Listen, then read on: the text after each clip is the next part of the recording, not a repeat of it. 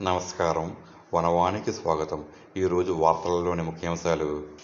కాకినాడ జిల్లా పెదపూడి మండలం గొల్లల మామిడాడలోని శ్రీ మణికంఠస్వామి దేవస్థానంలో ఈ నెల 30 నుండి అక్టోబర్ 2 విజయదశమి వరకు నిర్వహించబడే శ్రీ శ్రీ శ్రీ వారాహి అమ్మవారి ప్రాణప్రతిష్ఠ మహోత్సవానికి అంకురార్పణగా ప్రతిష్ఠించబోయే వారాహి అమ్మవారి విగ్రహ గ్రామోత్సవం 2వ రోజు వైభవంగా ప్రారంభమైంది.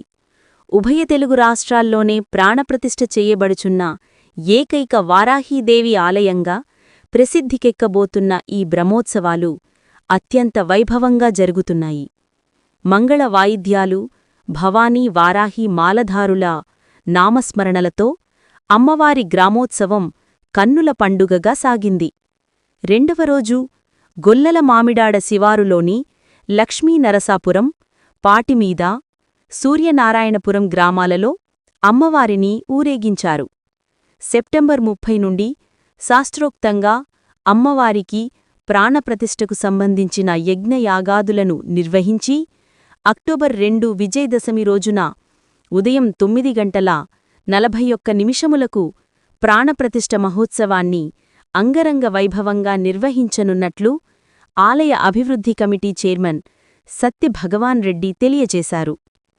ఉభయ తెలుగు రాష్ట్రాల్లోనే ప్రాణప్రతిష్ఠ చెయ్యబడుచున్న శీఘ్రదేవత వారాహి అమ్మవారిని దర్శించి కోరిన కోరికలు అమ్మకు విన్నవించి అమ్మ అనుగ్రహాన్ని పొంది తీర్థప్రసాదములు స్వీకరించాలని భక్తులందరినీ ఆహ్వానించారు.